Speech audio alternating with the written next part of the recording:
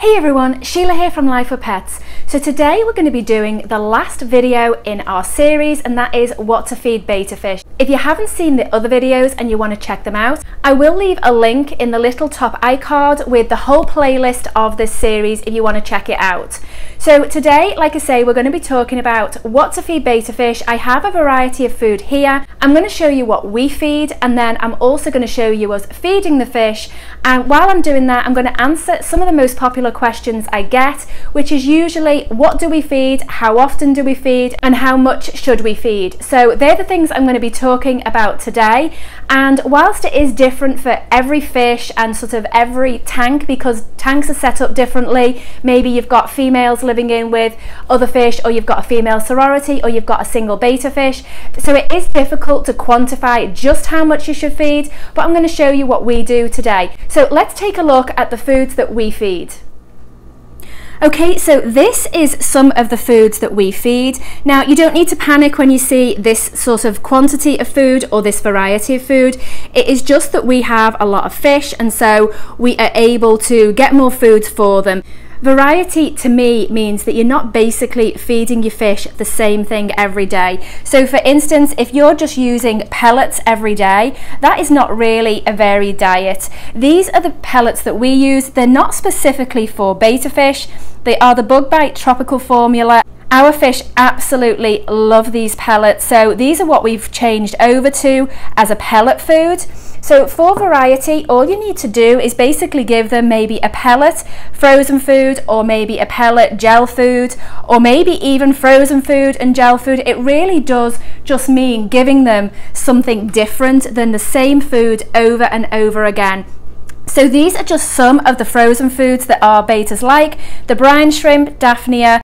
This one is a brine shrimp with spirulina. We have the mysis shrimp and the bloodworms as well. There are other varieties that they will eat, but these are just the ones that we've got right now. We do actually buy our frozen food online through Dr. Foster and Smith, and we have found that that is a lot cheaper that way than buying it in the stores. That's for us personally. It depends how much it is in your stores. I have found that we seem to be a lot more expensive in our area than in a lot of places. So for us, like I say, it's a lot cheaper to buy it online. The gel food is the Rapashi Community, and again, the fish absolutely love this one. You just make it up with boiling water and it makes like a gel consistency, and then it can stay in the refrigerator for up to 2 weeks, and in the freezer I think it's for up to 6 months. This food, when initially buying it, is quite expensive. As you can see, this one was I think $15.99, but it does last a really long time. So whilst the initial upfront cost for something like that is expensive, I do find that it lasts a long time. I also feed that one to the goldfish. The goldfish do eat all these as well, and all tropical fish will eat this variety of food. So let's go and start feeding the fish, and while we're doing that, I will talk about how often we feed, and you'll basically see how much we feed. So let's go and do that. So I'm going to feed Daffy some of the fluval bug bites, and she is the one that when she came to us, she would not eat at all. The only thing she would eat was frozen food, and then when I bought these bug bites, she just went crazy for them, and this was the way we actually got her eating pellet food. Up to that point, we'd had her about 2.5 weeks, and the only food that she would eat was the frozen food. And we did even try fasting to see if that would make a difference. We tried soaking them in garlic, we did all sorts, and it just didn't make any difference whatsoever. So this pellet food really did make a difference in getting her to eat. So I'm also going to feed Theo with the fluval bug bites as well, and again, he just loves this food as well. I don't know whether it's gone in because he's got so much frog bit at the top there that sometimes I have to move it out the way. We do feed twice a day, and typically I will do pellets in the morning and then either pellets again in the evening or frozen food. We do the frozen food, I would say probably 4 to 5 times a week, and then the pellet food the rest of the time. Gel food I would do usually maybe once a week or twice a week. It just depends how much I've got made up. The gel food I do use more for the goldfish, but when I have it made up, I do give it to the betta fish as well because they do really enjoy it. I do like this pellet food because it does float for a short time and then it starts to sink, and I think it's great because the betta fish do eat a lot of it at the top, and then I do find that they do go down to the bottom and they spend a lot of time foraging around looking for the other pieces. So I think that that is a good enrichment activity for them. So this food is a really good one. So this is the frozen food that I'm going to be feeding. I've got 2 cubes of bloodworm and 1 cube of Daphnia, and usually I do mix it up, so I will put a bit of each food in if I'm doing different frozen foods. Sometimes I will just feed all the same frozen food, it just really depends. Okay, this is Bandit. He is our betta fish from Creative Pet Keeping.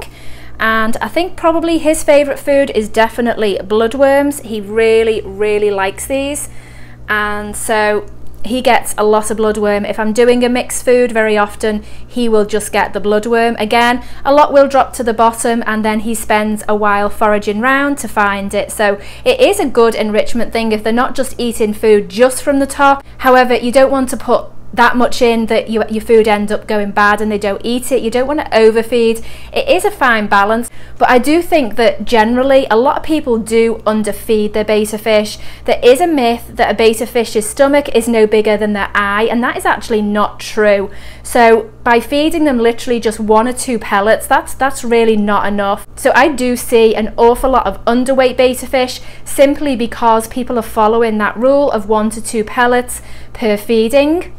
Whereas ideally, depending on the food, depending on the fish, depending on the size of fish, then it does need to be a little more than that. At the end of the day though, you do know your own fish and you need to decide what is right for your fish. This is what works for ours, and you need to find out what works for your fish.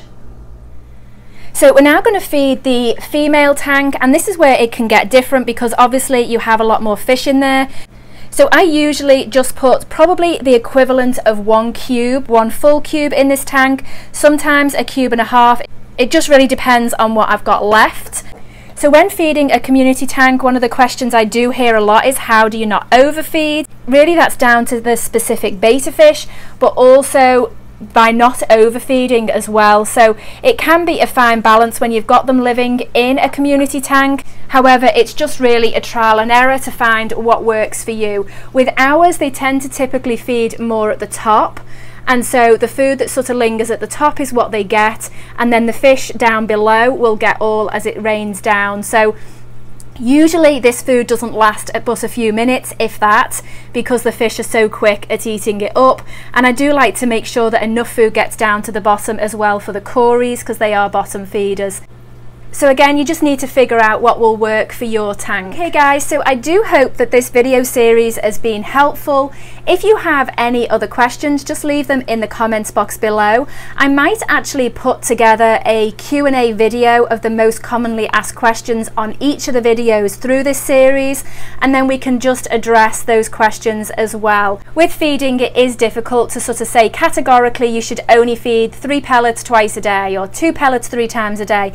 It really is an individual choice and down to a specific betta fish. Some betta fish are only really tiny, and if you were to feed 6 or 8 pellets a day, that really would be overfeeding them. However, if you've got a larger betta fish, then feeding them only say 2 pellets twice a day is just not going to be enough. So it really is, take a look at your betta fish. Does it look thin? Does it look healthy? Is it fin clamped? A lot of that can have something to do with the food. Does it have a vibrant colour? Unfortunately with ours it doesn't show up with the lighting, but ours do have very vibrant colours, and that will tell you a lot about what you're feeding and how much you're feeding. One common question I do get is about crown tails and how my crown tail always looks so eggy. I have found with crown tails, and now that I'm talking about her, she's vanished. Oh, there she is. I have found with crown tails that they do seem to have a much more protruding stomach than the other betta fish like the half moons, and so with her she just constantly looks like she's overeaten. And I have found that at the beginning when this first started happening, I did fast her for probably about 3 or 4 days and it just didn't change. And so I have noticed when I've seen other videos with people with crown tails and just crown tails in general, especially the females, not so much the males, but definitely the females, then I have found that this has been the case. So while she does look like she's got a very big stomach, it just seems to be the makeup of the fish. Alright guys, like I said, I will leave a link at the end of this video for this video series if you want to check that out. We do have guppy fry as well. We did a live stream on Saturday. If you want to check that video out, I'll also leave that link as well. Alright guys, thanks for watching. If you're not subscribed and you want to see more videos like this, then please do so. Don't forget, leave any questions in the comments box below. If you haven't got the notifications on and you want to know when we've uploaded a video, then just go ahead and hit that bell. Alright guys, thanks for watching and we'll see you next time.